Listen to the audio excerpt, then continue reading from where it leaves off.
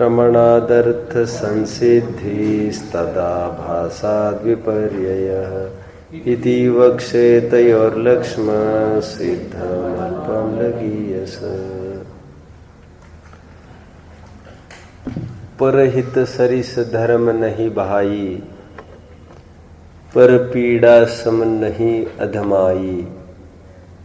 रामचरितमानस की ये प्रसिद्ध पंक्ति है, जिसके जरिए तुलसीदास ये कहते हैं अथवा संपूर्ण अध्यात्म जगत ये कहता है कि धर्म का फल परभव में अच्छा है और अधर्म का फल खराब है।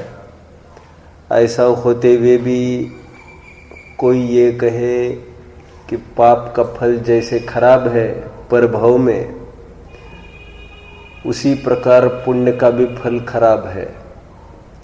हेतु ये देवे, क्योंकि जैसे पाप पुरुषाश्रित है वैसे ही पुण्य भी तो पुरुषाश्रित है, वही हेतु लगेगा ना सब में, ऐसा वो कहता है।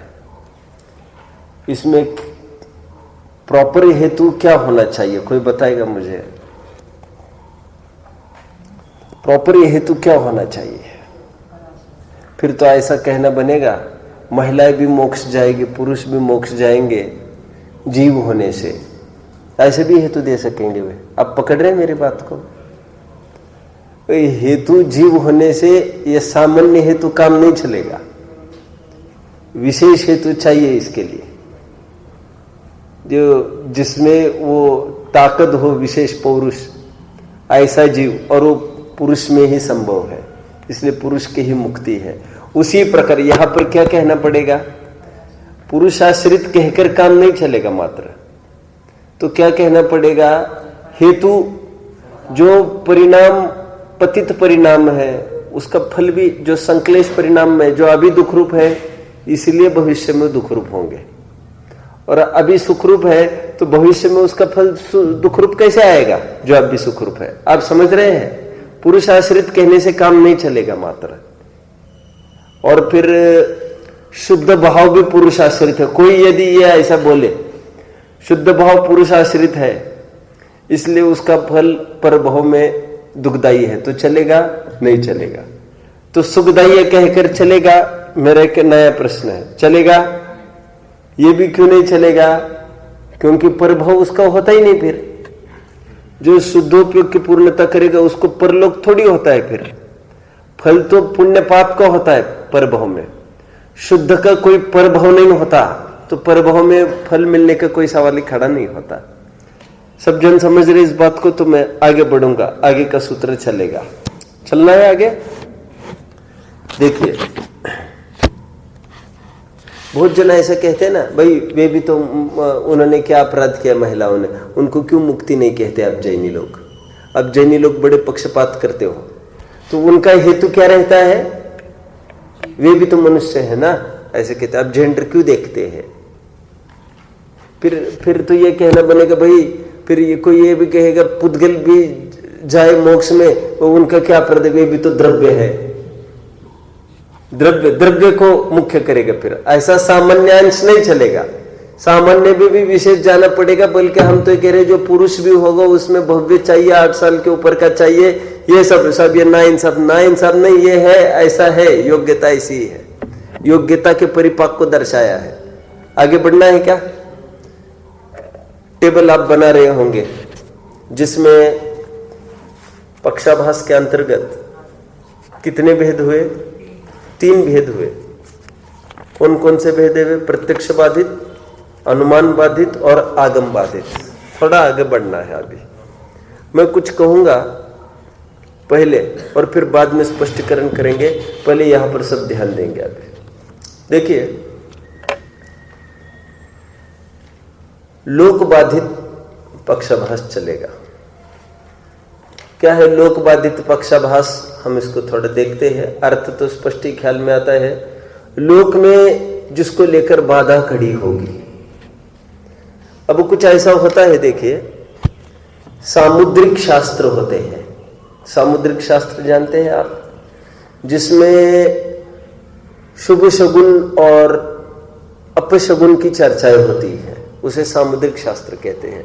कुछ पर्टिकुलर इवेंट को देखकर, घटना को देखकर, जैसे लोक में भी कहते हैं ना कि किसी गांव में अपन किसी ग्रामांतर जा रहे हैं, बाहर गांव कहीं जा रहे हैं, तो जाते समय यदि दही का मुंह होगा तो जरूर कुछ अपशगुन होगा। ये लोक में स्वीकृत बात है, मुझे तो इतना बताना है। आपने कभी और नोट किया होगा, बहुत थोड़ी आंखें खोल के देखेंगे तो पता चलेगा, जैसे बहुत नई गाड़ी लाई, कुछ लाए तो पहिए के नीचे के नारियल फंसा देते हैं। और कभी देखना कार्यक्रम में यदि नारियल खड़ा बनेगा, आपने नोट किया इसको, तो बहुत शुभ शगुन मानते। फिर तो शुभ शगुन किसको मानते हैं? यदि नारियल खड़ा बना तो। खड़ा भी बनता है, आप जानते हैं इसको? नहीं जानते आप? नारियल एक तो आड़ा बनता है, ये तो सब जानते हैं। कभी कभी बिल्कुल खड़ा बनता है वो हाफ, उसकी कोई ट्रिक नहीं है बनाने की, लेकिन वो सहज भाव में बने तो उसको लोक में माना जाता है कुछ शुभ शगुन है। मैं तो लोक की रीति नीति कह रहा हूं, मैं और थोड़ा इसमें कुछ कहना चाहता हूं। लोक में और क्या क्या मान्य है सामुद्रिक शास्त्र के हिसाब से, ये तो स्वयं में बहुत बड़ा विषय है। ये थीसिस पढ़ने को लगेंगे आपको 1-2 साल, और ये कोई अप्रामाणिक नहीं होता, ये सब प्रामाणिक होता है। बस उसके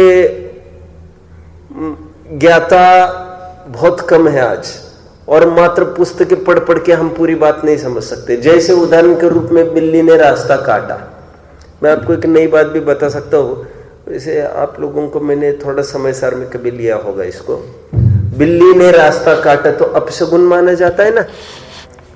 लोक मूर्ता में टोडरमल जी ने खूब आड़े हाथ लिया इस बात को कि वो जो ऐसे प्रसंगों को देख देख कर पीछे हटता है अच्छे काम के लिए, वो ठीक नहीं करता है। इट्स कहते ना क्या कि वो there is no wrong time to start right thing. कोई गलत मुहूर्त तो होता ही नहीं है। अच्छा काम करना है तो कभी मुहूर्त देखकर नहीं निकलना, समझते हैं। लेकिन सामुद्रिक शास्त्र कहता है मुहूर्त होते हैं, वो यहां तक कहता है दीक्षा लेने का भी मुहूर्त देखा जाता है। भाई साहब, आचार्यों को भी गमन करना है आगे, वो मुहूर्त देखकर निकलते हैं। मुहूर्त देखकर मतलब कोई पंचांग नहीं देखना है उनको बस नक्षत्र आदि सब मूवमेंट देख लिया, ऋतु वातावरण देख लिया। वे कोई रो रहा है, भद्रबाहु ने इतना ही देख लिया, रो रहा था ना एक बच्चा, अकल आने वाला है, उन्होंने जान लिया। ये सामुद्रिक शास्त्र के कुछ नियम होते हैं। और लोक में हम गमन कर रहे हैं और कोई रो रहा है, दीपक बुझ गया तो इसको अपशगुन माना जाता है। याद आता होगा आपको, रावण खरदूषण को सहयोग करने के लिए घर से निकले थे, तो दीपक जला बुझ गया था, कौवा दरवाजे पर आकर आवाज दे रहा था, तो उससे अपशगुन ख्याल में आ रहा था कि ये ठीक नहीं होने वाला है, तो उन्होंने संकेत किया था। ये सांकेतिक शास्त्र ऐसे होते हैं। मैं थोड़ा बिल्ली का एक बार पूरा कर दूं, फिर मैं यहाँ का उदाहरण आपको दूंगा। बिल्ली रास्ता काटती है, ये बात अर्ध सत्य है, कोई इसको समझता नहीं है। सच्चाई ये है इसमें, बात बिल्ली की नहीं है। कोई भी पशु यदि राइट से लेफ्ट में जाए तो अशुभ संकेत है, लेफ्ट से राइट में जाए तो शुभ संकेत होता है। अब ज्यादा मैं उलझना नहीं चाहता, क्योंकि ऐसा हो ही हुआ, ऐसा कुछ नहीं होता है। वो तो बहिरंग निमित्त के रूप में जैसा जो काम कर जाए। आप पकड़ रहे हैं। और एक बात है, अब मैं क्लोजर आ रहा हूं यहां के उदाहरण के। आपने और एक बात सुनी होगी, महिलाओं का बाया पार्ट, लेफ्ट पार्ट शुभ होता है और पुरुषों का राइट पार्ट शुभ होता है। सुना है कभी आपने? अभी अभी लिया क्या दीदी ने? इसलिए जब गवासन में ढोक दी जाती है, महिलाएं बाएं तरफ पैर करती है, पुरुष दाई तरफ करते हैं। जब रक्षा सूत्र बांधने का प्रसंग आता है विधान के पूर्व, तो महिलाएं बाएं हाथ में बांधते, पुरुष दाएं हाथ में बांधते। जब भी पुरुष की दाई आंख फड़फड़ेगी तो समझ लेना कुछ शुभ होने वाला है, और बाई आंख यदि पुरुष की फड़फड़ेगी समझ लेना कुछ अशुभ होने वाला है, और महिलाओं को उल्टा समझ लेना। सब समझ रहे हैं मेरी बात को? तो ये सामुद्रिक शास्त्र के अपने अपने नियम है कुछ। तो अब देखिए, शंख होता है ना, शंख, ये शंख शुभ शगुन माना जाता है। हर्षिल, मैं प्रकरण की तरफ आ रहा हूं। शंख को शुभ शगुन माना जाता है। आपने कभी गौर किया होगा, कोई अच्छा काम चालू करना तो शंख वगैरह बजाने की ध्वनि वगैरह आती है। अपन नहीं बजाते, थोड़ा बारीक ऐसे समझो, it's a part of a bone only, actually it's actually a bone, हड्डी है एक्चुअली, वो तो शरीर है शंख, तो वो तो छूने के भी काम का नहीं है, मेरी वो बात नहीं चल रही है। लेकिन जो कृष्ण आदि महापुरुष होते हैं, ये बलभद्र आदि, तो इनके जो रत्न कहे हैं, अर्धचक्र के जितने भी 7 रत्न होते होंगे, 14 रत्न चक्रवर्ती के होते, 7 रत्न जिनके इनके होते हैं। क्यों भैया, तुम क्यों समय बर्बाद करे बाहर बातें करने में? अरे बाहर क्यों बातें कर रहे थे तुम लोग? खड़े रहो फिर सब पीछे। मैं आपको ये पूछ रहा हूं, आप बातें क्यों कर रहे थे बाहर? ये तो हमको डिस्टर्ब हुआ तो ये पूछने आ गए, तुमको इतना भी नहीं समझ में आए कि जाए करे कुछ करे। खड़े रहो, आपको आवश्यक नहीं है। तो कहां तक आए हम? शंख। शंख एक्चुअली छूने लायक पार्ट नहीं है। हाँ क्या? 7 रत्न, चक्रवर्ती के 14 रत्न होते हैं, अर्धचक्री के 7 होंगे, और देख लेना। उन रत्नों में जो भी निधियां उनको भी मिलती है, उसमें एक शंख भी है। ज्ञान में है ना आपको ये? वो नेमिनाथ ने वो शंख बजाया था कृष्ण का उठा के, याद आ रहा है? तो कोलाहल मच गया था सब जगह कि आवाज किसकी आई, किसकी धुनी। ये नेमिनाथ ने थोड़ा सैंपल दिखाया था, याद आ रहा है ना आपको? प्रथमायुग की कुछ घटनाएं, उन्होंने व्यंग कसा था नेमिनाथ को। और मैं नारायण की पत्नी हूं तो किससे बात करता है? सत्यभामा ने बोला था ना ऐसा। आप नहीं जानते कि? आप भी नहीं पढ़ते क्या? कुछ क्या था पत्नी का नाम वो कृष्ण के? सत्यभामा था ना। सो सत्यभामा ने व्यंग कसा। नेमिनाथ ने क्या किया? नेमिनाथ तो ये सब नहा धो के आए, तो उसके बाद उन्होंने कहा जो कपड़े हैं तो कपड़े वगैरह तुम धो लो मेरे। भाभी को बोल दिया, सत्यभामा को। तो उन्होंने कहा मैं कौन नौकर लगी हो के तुम्हारी? मजाक में बोल दिया था। वे चाहते थे इसको फंसाए शादी में, कह रहे तुम अपनी पत्नी लाओ, उससे कराओ ये काम। किससे बात कर रहे थे? तो मैं कौन हूं? मैं नारायण की पत्नी हूं। तो नेमिनाथ को लगा ये इनको इतना अहम हो गया इसका, अब ये हाल मजा चखा तो इनका। कृष्ण को और 1-2 बार मजा चखा चुका था नेमिनाथ, याद है? वो दरबार में भी वो पैर हिला नहीं पाया कोई उसका, नेमिनाथ का। मैं तो ये कहना चाहता हूं, वे जो शंख होते हैं उनके, वो कोई हड्डी वाले नहीं होते, वे देव पुनीत होते हैं सब। मुझे तो कुछ विशेष बात कहनी है, लेकिन लोक में शंख का देखना, शंख का दिखना, ये शुभ शगुन माना जाता है। आप समझ रहे हैं मेरी बात को?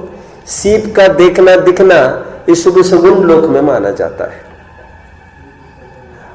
हम उसको घर पे लटका, ये नहीं कह रहा हूं, लोग तो घर पे लटका कर रख देते फिर। और मैंने देखा अपने जैनी तक फिर कपड़े, छोटे बच्चों को कपड़े लेते तो उसको वो शंख सीप वाले ले लेते। तो मुझे कहना पड़ता है हम शरीकों को, तो आपने क्या किया? इसको छूना जहां पर मना है, ये 2 इंद्रिय का डेड बॉडी है, कलेवर है, लाश है, या हड्डी सप्त धातु से युक्त शंख जो दिख रहा है ना हमको, शंख वो सप्त धातु से युक्त बॉडी है। इवन मोती त्रस शरीर है, ये कलेवर है, अपन उसको छूते हैं क्या? तो जिस प्रकार किसी का हड्डी छूना अशुभ माना जाता है, वैसे ये मैं क्या कह रहा हूं, हम जैनियों को घर में लगाना, ये बात नहीं चल रही है मेरी।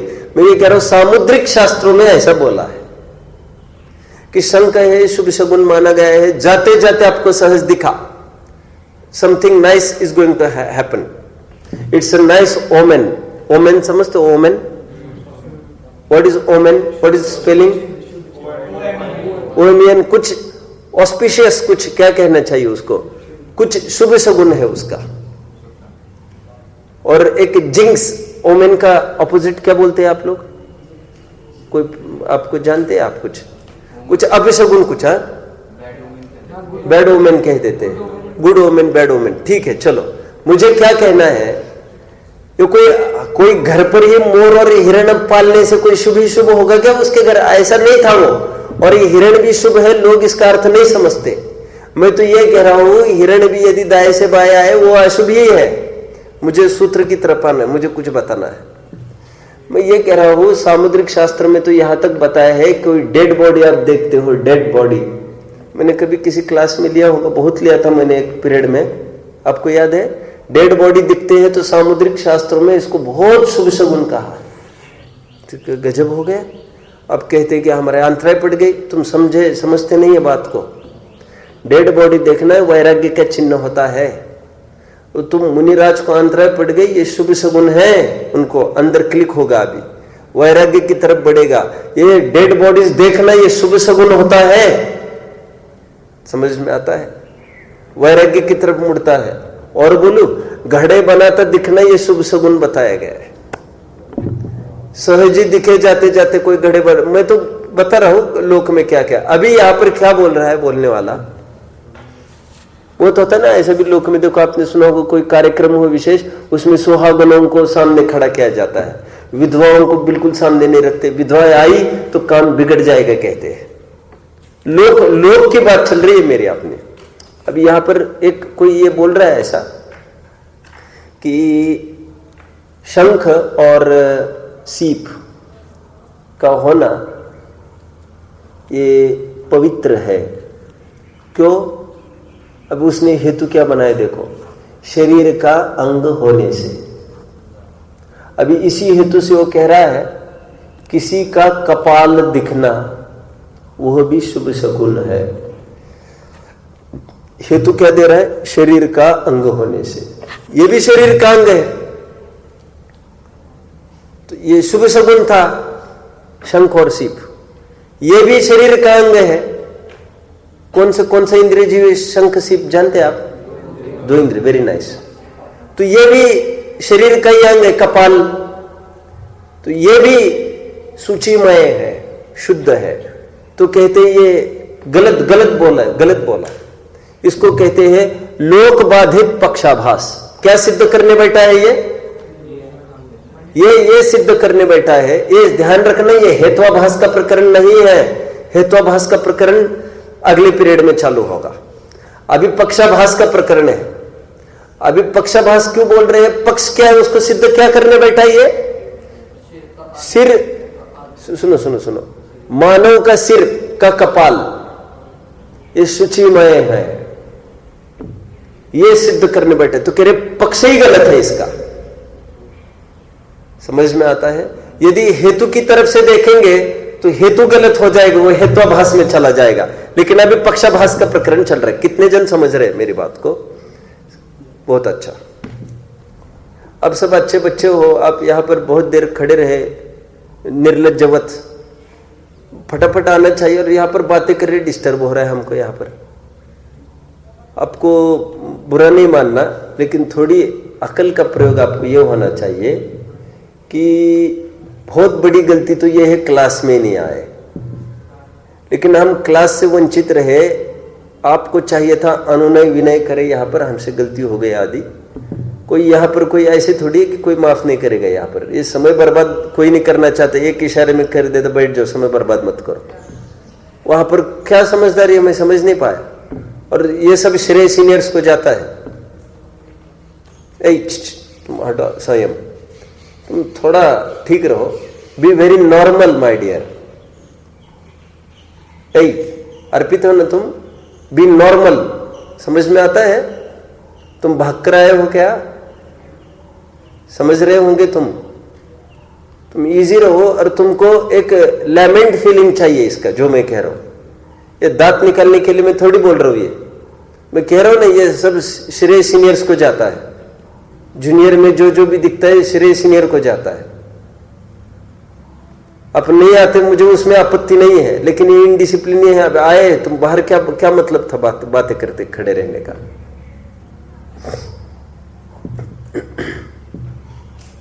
तुम कुछ सीख रहे क्या बात को? गलती हो गई तो इतना करना कि बहुत बड़ी गलती से बचना, to err on the safer side. बैठो सब,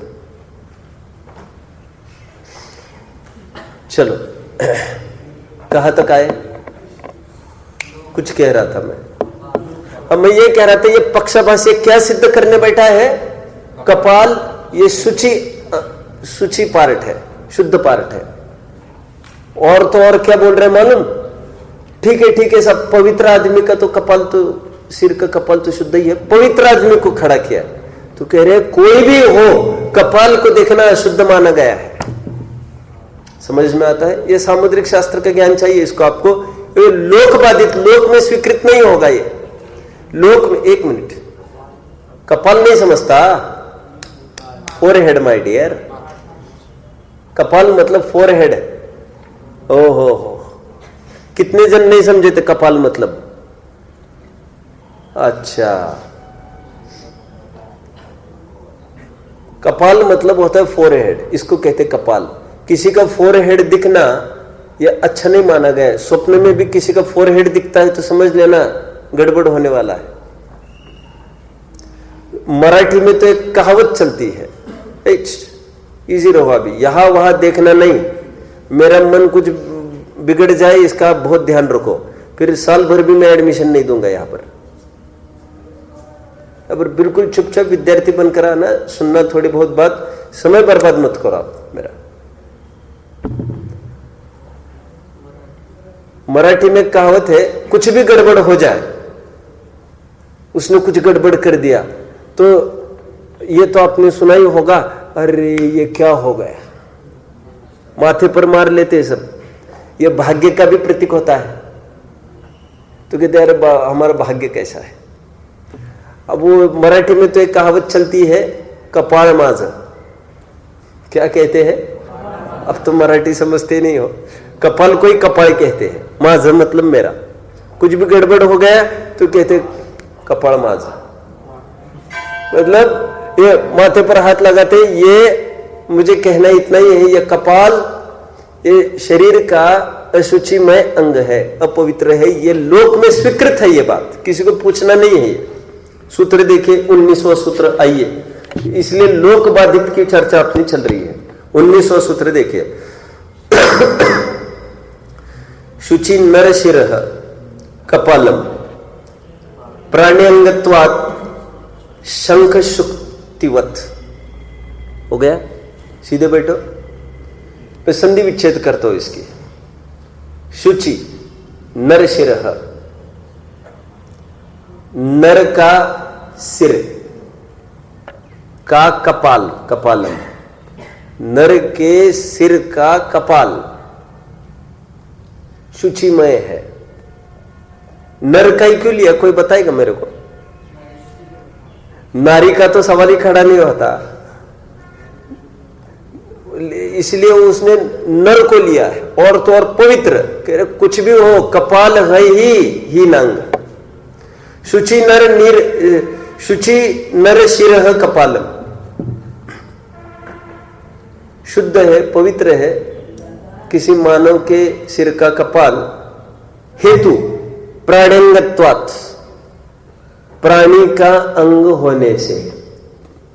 जैसे शंख शुक्तिवत, जैसे शंख और सीप ये भी प्राणी के अंग शुभ होते हैं, वैसे इसको शुभ जानना। समझ में आता है अभी ये सूत्र? तो कहते हैं ये पक्षाभास गलत, ये लोक बाधित है, ये लोक में स्वीकृत नहीं। ये आगम की बात नहीं है, यहां पर ना अनुमान की बात है, ना प्रत्यक्ष की, लोक में स्वीकृति की बात चल रही है यहां पर। बोलो, कोई प्रश्न हो तो पूछ सकते हैं। आपने कपाल को शुद्ध बोला तो कपाल से क्यों लगा? हाँ,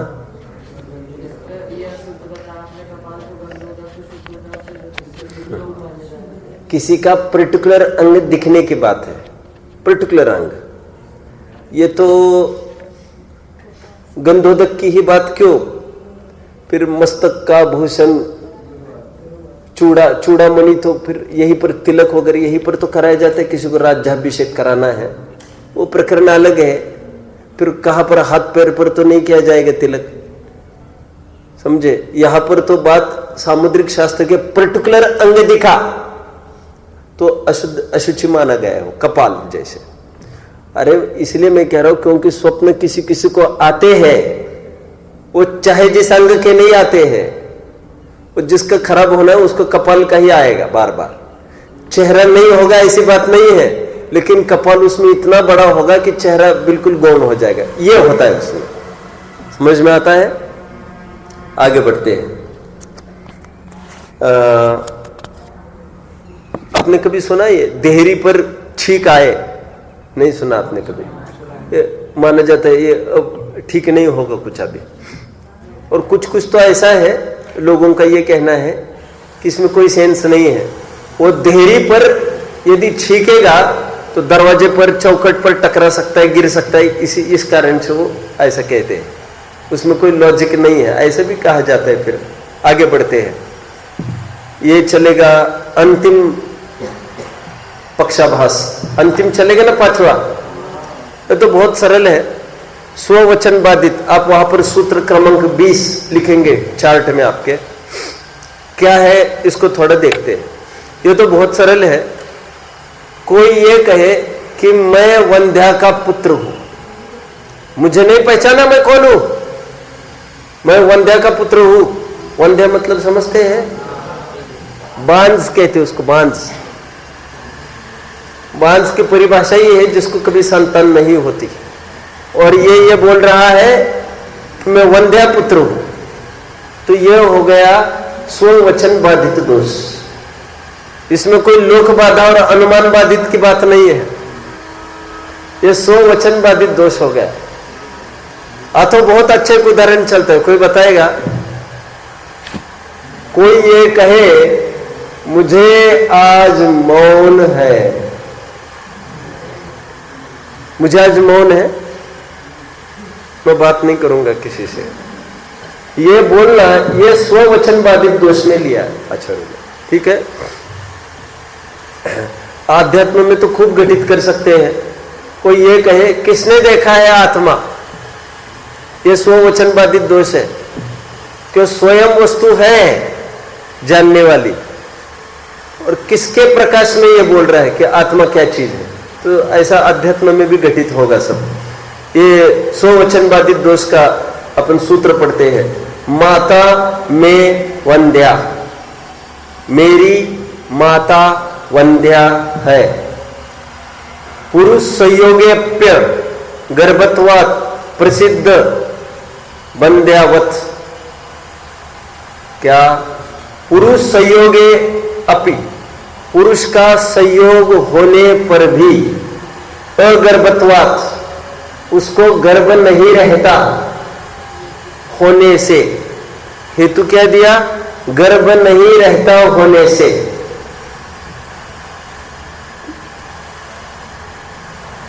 वह वंध्या है। ये हेत्वाभास का प्रकरण नहीं है। पक्षाभास क्यों है? क्या सिद्ध करने बैठा है? मेरी मां वंध्या है, ऐसा सिद्ध करने बैठा।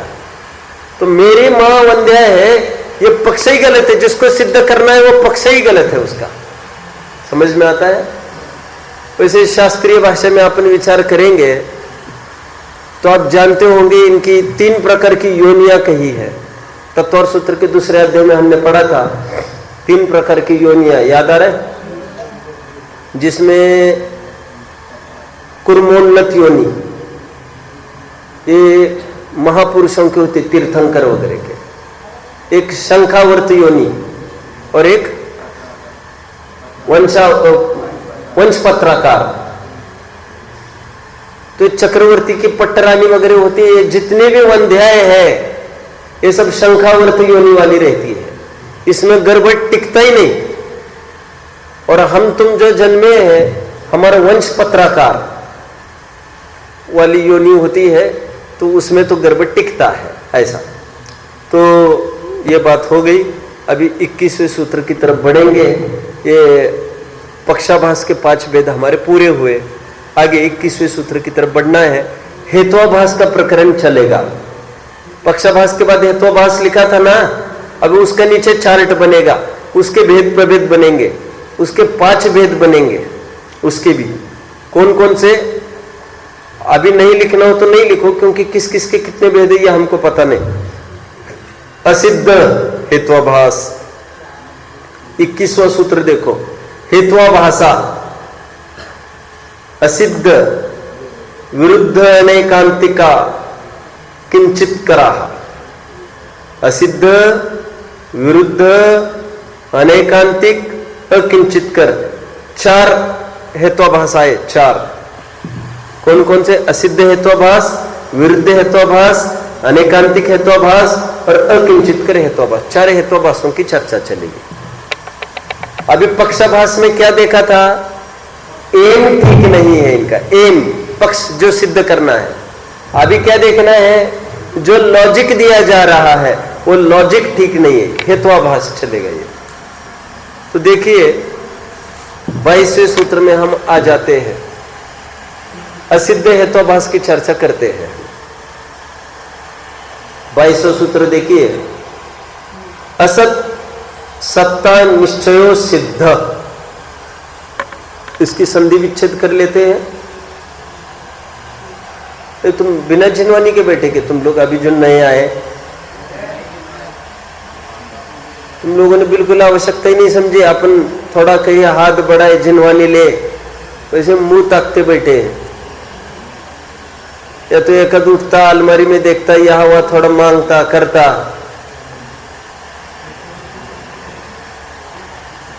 चलो आगे बढ़ते हैं।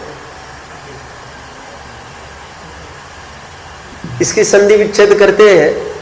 असत सत्ता अनिश्चय असिद्ध। असिद्ध हेत्वाभास के भी 2 भेद इन्होंने कर दिए। 4 हेत्वाभास बताए ना, उसमें से पहला हेत्वाभास है असिद्ध हेत्वाभास, उसके भी 2 भेद इन्होंने बताए। कौन कौन से? असत सत्ता, जिसको स्वरूप असिद्ध हेत्वाभास भी आप कह सकते हैं।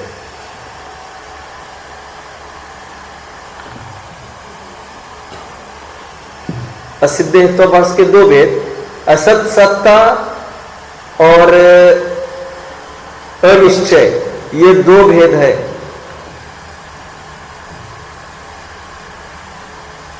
असत सत्ता और अनिश्चय, असिद्ध हेत्वाभास के 2 भेद। क्या है इसकी विशेषता? इसको हम थोड़ा देखते हैं। असत सत्ता का वर्णन 23वें सूत्र में चलेगा। तो असत सत्ता के वहां आप जो विभाजन करके देखा है ना अपन ने कि असिद्ध हेत्वाभास के 2 भेद, वो ब्रांचिंग के वहां आप लिखेंगे 22वां सूत्र, ब्रांचिंग के वहां। और फिर जो पहला भेद आपने लिखा असत सत्ता, क्यों भाई तुम नोट नहीं कर रहे हो क्या अर्पित? हाँ, तुमने भी नोटबुक नहीं लाई पीछे? हाँ अर्पित तुम खड़े रहो पीछे।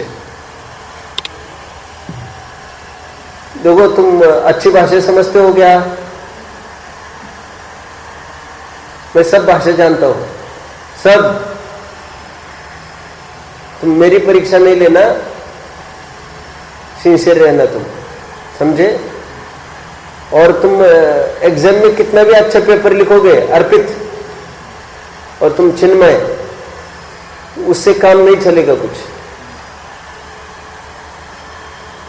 फिर तकलीफ क्या होती है? तुम नोट नहीं करते हो तो तुम यहाँ वहां डिस्टर्ब करते रहते हो। मुझे तुम्हारे पर्सनल लाइफ की भी ज्यादा समस्या आकुलता नहीं है वैसे, फिर जो गहरे में आते हैं उनकी मुझे ज्यादा करुणा है।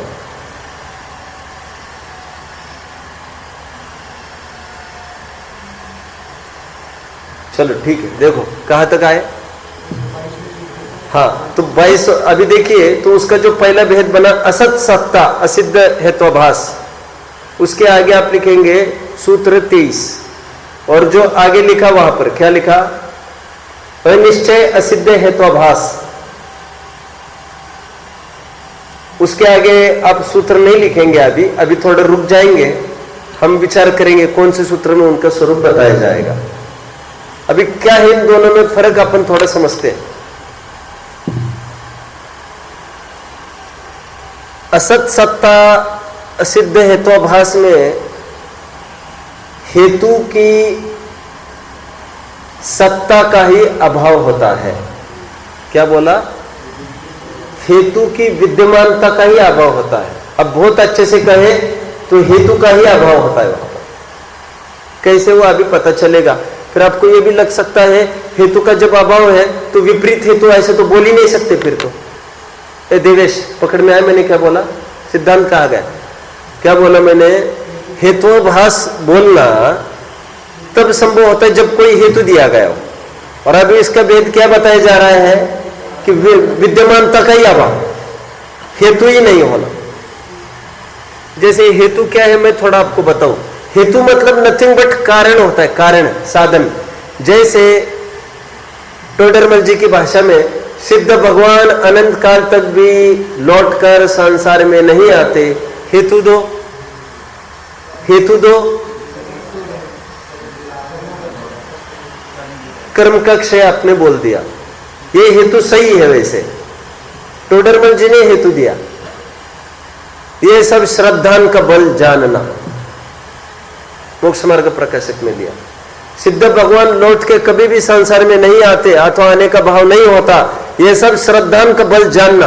कौन से प्रकरण में बोला होगा? ये पुरुषार्थ से मोक्ष की प्राप्ति, जहां पर पूरे सम्यक्त्व का महिमा का मंडन चल रहा है। शायद वही प्रकरण है कि और दूसरा प्रकरण है, लेकिन सम्यक्त्व की महिमा की जा रही है पूरी। सम्यक्त्व प्रकट करो, सम्यक्त्व प्रकट करो, यहां तक कि सिद्ध भगवान भी लौट के नहीं आना चाहते संसार में, यह भी सम्यक्त्व की ही महिमा है। और भी एक जगह लिखा, 8वें अध्याय में लिखा होगा, ज्ञानी इतना भोग में वर्तता हुआ भी उसको बंद नहीं होता। बोलो, यह सब सम्यक्त्व की महिमा है। तो यह हेतु कहलाता है। हेतु, ज्ञानी भोगों में रत होता हुआ भी, निराश्रय भी कहा। हेतु क्या है भैया? हेतु क्या? ज्ञानी होने से, और क्या? सम्यक्त्व होने से, ये हेतु है। अमुक अमुक जीव भोगों में इतना रत होने पर भी उसको निराश्रय भी कहा, भरत को। हेतु सम्यक्त्व होने से। हेतु मतलब होता है कारण, कारण। असत सत्ता असिद्ध हेतुभास में हेतु की विद्यमानता का अभाव होता है। कैसे होता है उसको देखना है। थोड़ी वर्ड नॉलेज आप कर लो पहले, ठीक है? देखिए 23वां सूत्र हम पढ़ते हैं। अविद्यमान सत्ता कह, अब बैठ सकते हैं। अविद्यमान सत्ता कह, बस क्या स्वरूप बताया इन्होंने? अविद्यमान सत्ता कह मतलब अविद्यमान सत्ता वाला हेतु, वह पहले नंबर का असिद्ध हेतुभास है, असत सत्ता वाला। कितने जन फॉलो कर रहे? थोड़ा हाथ ऊंचा करना, ठीक है? समय सब समझ रहे हैं क्या बात को? ठीक है।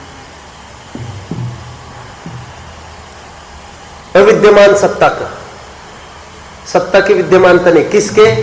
हेतु की सत्ता की विद्यमानता नहीं है। अभी उदाहरण दे रहे। उदाहरण क्या उदाहरण दिया? परिणामी शब्द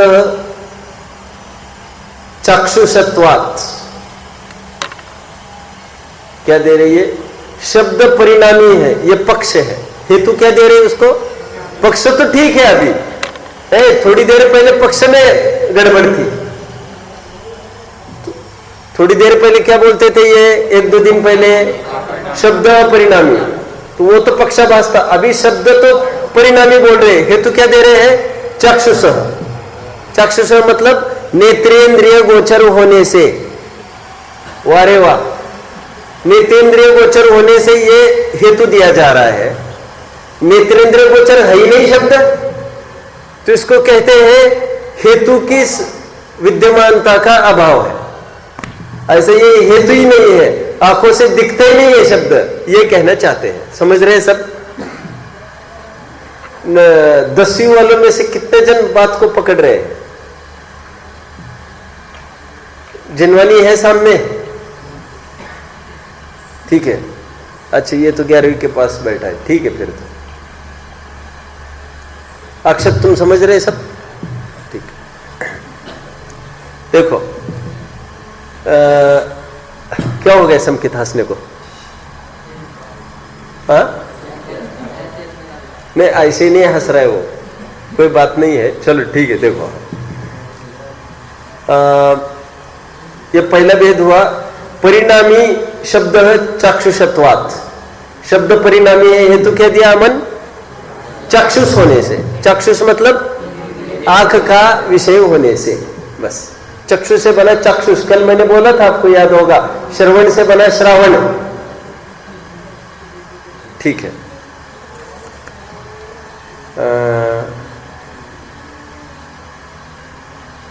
ज्यादा मैंने याद नहीं आ रहा है मुझे ढंग से। I am doubtful.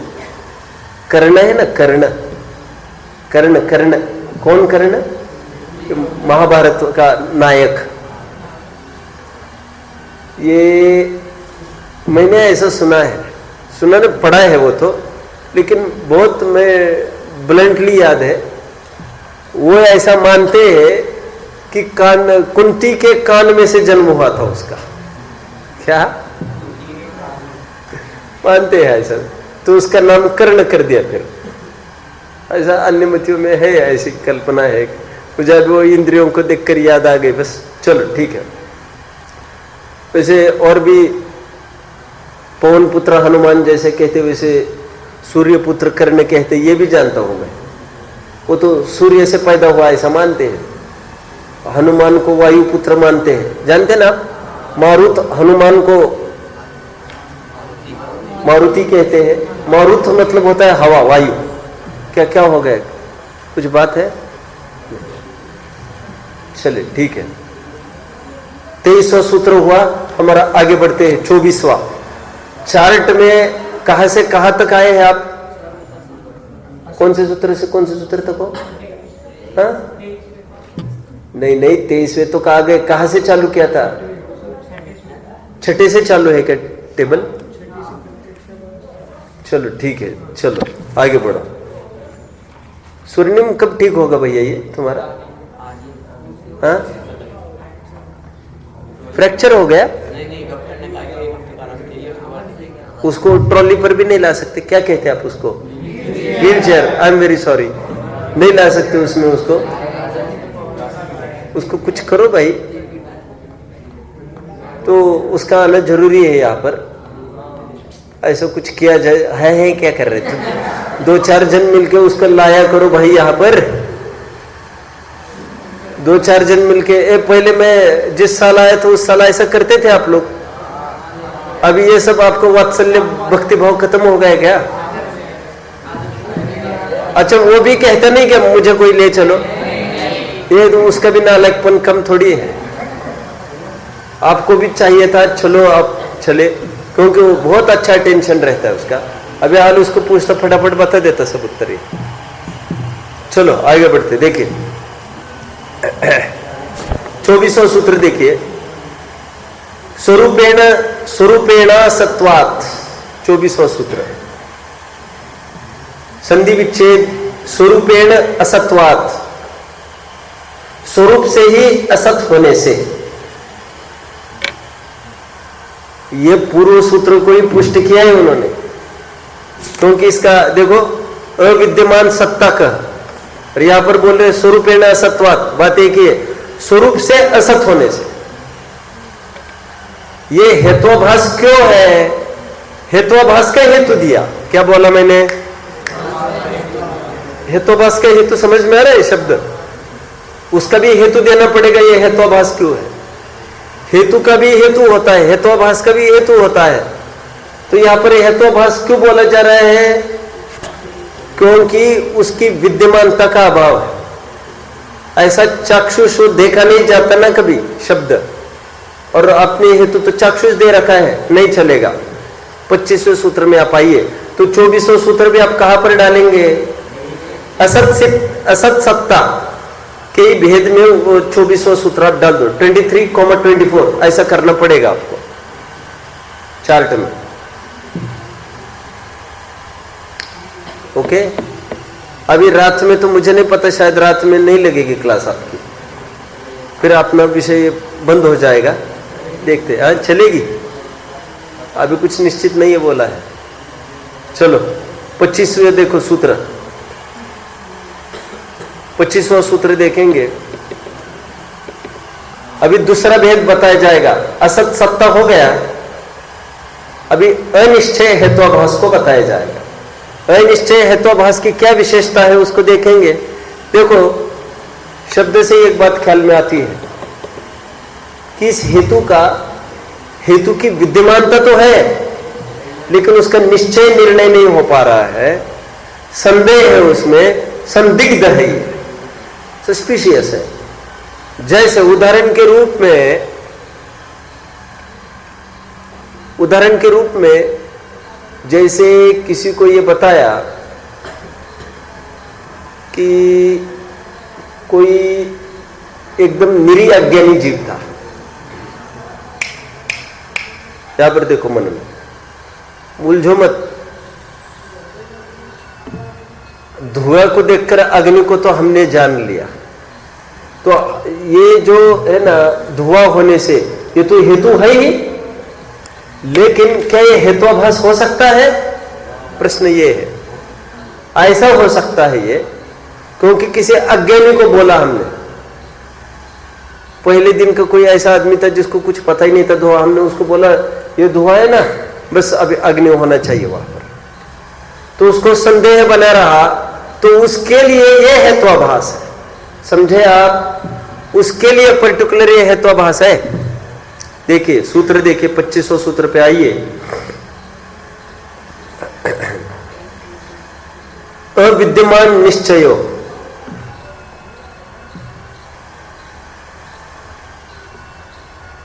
अविद्यमान निश्चय हो जिसके निश्चय का कोई ठिकाना नहीं है, संदेह है, संदिग्ध है, यह स्वरूप हुआ।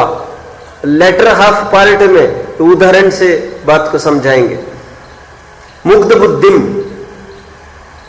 उदाहरण दिया जा रहा है, मुग्ध बुद्धिम प्रत्यग्नि ही अत्र धूमात्, यहां पर धूम होने से,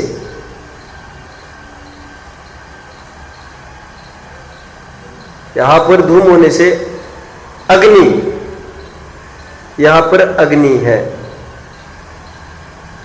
तो किसको बोला गया? मुग्ध बुद्धिम प्रति, प्रति बाहर निकलेगा, प्रति, इसका संधि विच्छेद समझ रहे हैं सब? मुग्ध बुद्धिम प्रति, मुग्ध बुद्धि को बताया गया। मुग्ध मतलब समझते हो? मुग्ध, अब मंत्र मुग्ध हो गया, मंत्र मुग्ध हो गया मतलब मंत्र नहीं चले, समझे क्या क्या? हमने जैसे वो दृश्य को देखा, हम मंत्र मुग्ध हो गए। मंत्र मुग्ध हो गए मतलब ये मुहावरा है ना, मुहावरा। मंत्र मुग्ध मतलब वो बोलना, बोलती बंद हो गई। मुग्ध होना मतलब बंद होना।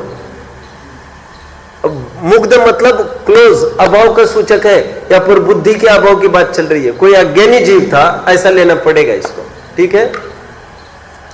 कोई अज्ञानी जीव को ये बोला कि यहां पर जरूर अग्नि है धुआं होने से, उसको क्यों कह रही है अनिश्चय हेत्वाभास? उसको क्यों बोला जा रहा है अनिश्चय सिद्ध? क्योंकि वो प्रक्रिया से नहीं गुजरा है। मेरी बात को खोलो, कोई खुलासा करो जल्दी। अभी तो तुम उत्तर दे दिया, तुम बोलो। हाँ? अरे प्रक्रिया से नहीं गुजरा है मतलब क्या? स्मृति, प्रत्यभि, तर्क, अनुमान ऐसा नहीं हुआ है उसको। A number of times he may have experienced the fact. This is not so. ऐसा नहीं है कुछ कि उसने बहुत बार उसने एक्सपीरियंस किया है और फिर स्मृति भी हुआ, प्रत्यभि भी हुआ, फिर तर्क भी खड़ा किया और उसके बल पर आज का अनुमान है। ऐसा नहीं है उसका पहली दफे देखा और किसी ने बस बताया ये धुआं है ना तो जरूर नीचे अग्नि होना चाहिए। अब उसको तो कोई ये भी बताता वो धुआं है ना जरूर नीचे बर्फ होना चाहिए, तो उसको मानने बैठा है, क्योंकि बर्फ में अग्नि, बर्फ में भी धुआं चलता ही है। इस पे कोई कमेंट करो, कमेंट करो इस पे जल्दी फटाफट। आप साइंटिस्ट हो, आप फटाफट कमेंट करना चाहिए। बोलो एनीवन, वो धुआं नहीं है, फटाफट बोलना चाहिए आपको, नहीं तो दूषित ही हो जाएगा वो हेतु भाई। वो धुआं फुआं नहीं है, वो क्या है ये ज्योग्राफी में हम दूसरे दिन पढ़ाएंगे आपको, लेकिन धुआं नहीं है ये बात पक्की है। उसको क्या कह सकते हैं यह बात दूसरी है, क्योंकि धुएं को देखकर एक आँच जो होती है इसकी आँच देखना ऐसी नहीं है। ये होगा, कोई कह रहा है ये होगा कोहरा, अब कोहरा चीज सचमुच अलग है। अभी जो होगा सो होगा, अपन उलझन में नहीं पड़ना चाहते। मैं क्या कह रहा हूं, उसने कभी उसको बस ऊपर का धुआं दिखाकर बोला नीचे जरूर यह होना चाहिए। अब वो कैसे जाने नीचे क्या है, उसने कहा ठीक है हाँ होगी होगी, फिर आप कह रहे तो होगी। समझ में आता है? देखो अविद्यमान निश्चयो मुग्ध बुद्धिम प्रत्यग्नि रत्र धूमात, संधि विच्छेद करो इसका अर्पित।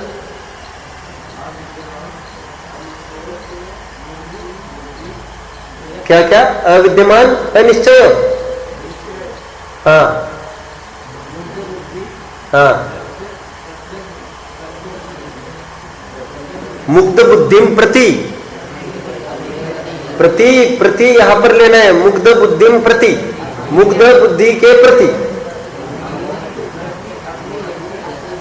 अग्नि अत्र धूमात, गेटिंग? 26वां सूत्र देखिए,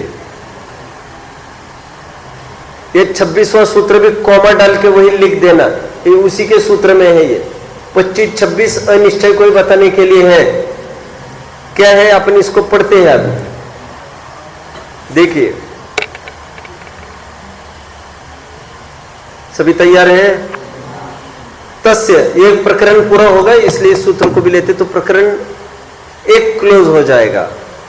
तस्य वाष्पादि भावेन भूत संघाते संदेहात, stand up. You are very hopeless, my dear, very hopeless. You are helpless. You are also shameless.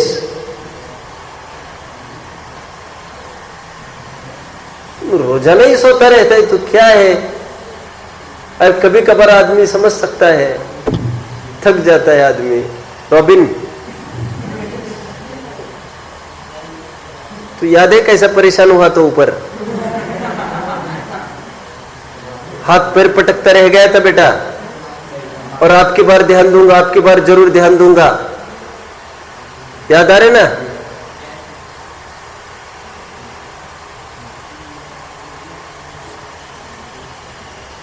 वो बाबा भारती जैसा करते हो तुम लोग। बाबा भारती जानते हैं? If you give an inch to stranger he takes an ell. थोड़ा सा वो क्या बुंदेलखंड में कहावत है, किसी को हाँ उंगली दो तो हाथ पकड़ लेता है। ये तो अपनी बनाई हुई परिभाषा, मूल तो कहावत दूसरी है। उंगली दिखाओ तो क्या पकड़ लेता है? सुनो है, बोलो मत रे कुछ।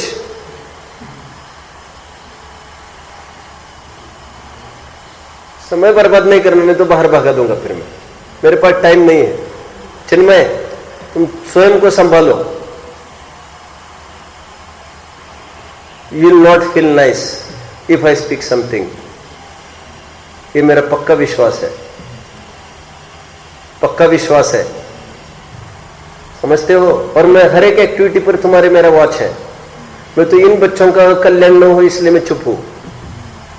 मैं सबको जानता हूं कैसे टैकल करना,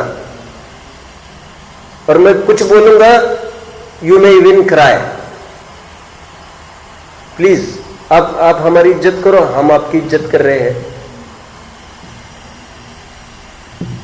हो करने से काम नहीं चलता मेरे भाई, हो करने से काम नहीं चलता। 25 दफे हो कर रहे हो, ये भी सब सुनाई दे रहा है मुझे।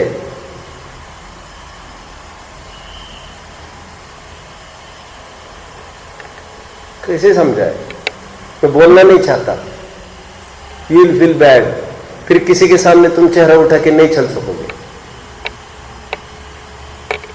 तुम ध्यान दिया करो बस। इसमें आपकी उम्र का भी सदुपयोग है। माता पिता ने जिस उद्देश्य से भेजा है उसकी भी सार्थकता होती है। समझदार बनो, और कुछ थोड़े बेवकूफ अपनी वाहवाह करते होंगे अपन कुछ हंसी मजाक करने से, उन बेवकूफों के बातों में नहीं आना। इसमें भी बहुत दम लगती है। 10-5 बेवकूफों से हम घिरे हैं जो बराबर वाहवाह हमारी करते हैं, उनके एडमिरेशन से हमारा कोई पर्सनालिटी खड़ी नहीं होती, क्योंकि सज्जन लोग ऐसा किसी को अंकित नहीं करते।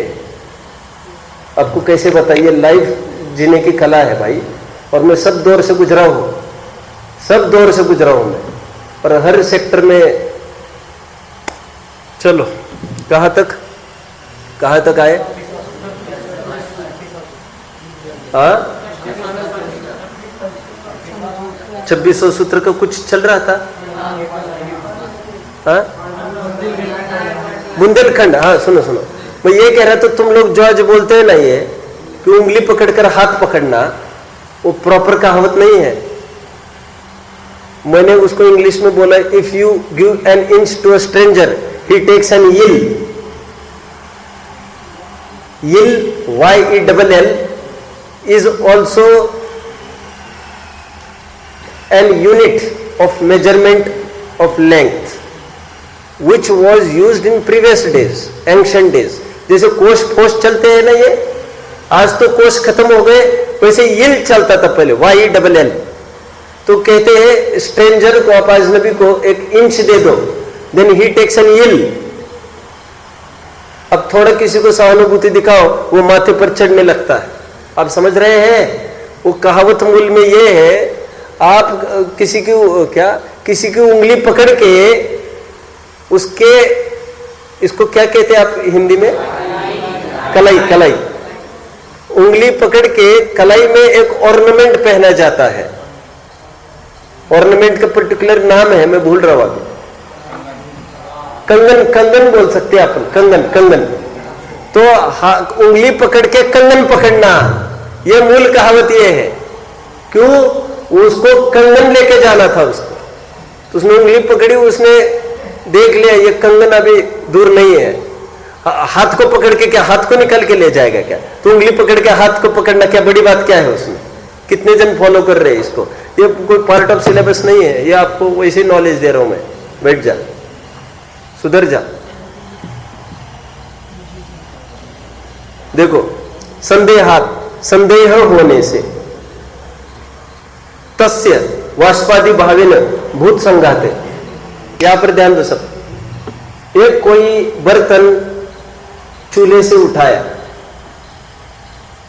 समथिंग कुछ कुकिंग चल रहा था, और उस अपन ये समझो पुलाव बन रहा था कढ़ाई में। मेरा ही उदाहरण लेना पड़ेगा आपको। पुलाव बन रहा था कढ़ाई में, पुलाव बहुत भरा था, अभी एकदम गर्म हो गए है वो, प्लेट से ढका था, प्लेट जैसे निकाली, क्या निकलेगा? वाष्प दिखेगी, वाष्प, भाप, स्टीम। अब उसको उठाकर रख दे एक तरफ, गैस स्विच ऑफ कर दिया, ठीक है। अभी ये धुआं देखकर वो ये सोचे कि इसमें भी आग है नीचे। हालांकि सच पूछो तो आग तो है ही वहां पर, क्योंकि आग मतलब कोई ऐसी फ्लेम वाली थोड़ी होती है, जो गर्म दिखे है वही आग होती है, सच पूछो तो। लेकिन अभी इनको उदाहरण चलाना है, उसको संदेह ऐसा हो सकता है कि भाप दिखी तो आग है, वो भाप है, तो पुलाव के नीचे जरूर आग जल रही है, कुछ जल रहा है, चावल जल रहा है नीचे। अरे नहीं भाई, उसको उतारा है ना, वो कह रहे नहीं चल रहा है, तो उसको वो हेतु ठीक नहीं बैठा। उसको नया आदमी है, वो हेत्वाभास होगा, अनिश्चय हेत्वाभास होगा उसको। यहां पर एक शब्द डाला है भूत संघाते। ये भूत संघाते का क्या मतलब है, ये वहां पर तो कुछ खुलासा ही नहीं है, यहां पर भी नहीं है। भूत है क्या लिखा है? हाँ, भूत संघाते का कोई मतलब नहीं दिया है। सुनो मैं बता रहा हूं, भूत संघात का मतलब होता है भूत का मिश्रण। व्हाट इज भूत? भूत ये पंच महाभूत मानते हैं ना, ये पृथ्वी का एक था, अग्नि का एक, जल का एक, वायु नहीं वायु का एक, आकाश, ये 5 भूत मानते हैं। तो ये 5 भूत संघाते मतलब है सभी वस्तुएं थी वहां पर, ये कहना है बस। बात तो वही आएगी कि वो सब रसोई की सामग्री थी, अभी अभी उठा कर रखी थी, बाघ देखकर उसने निर्णय किया कि ये आ गए यहाँ पर, ऐसा उसको संदेह हो गया, ये उसका अनिश्चय हेत्वाभास हो गया। तो ये हेतु ठीक नहीं है उसका, ठीक है। तो 26वें सूत्र तक हम आए हैं, 27वें सूत्र से आगे हम अगली क्लास में देखेंगे।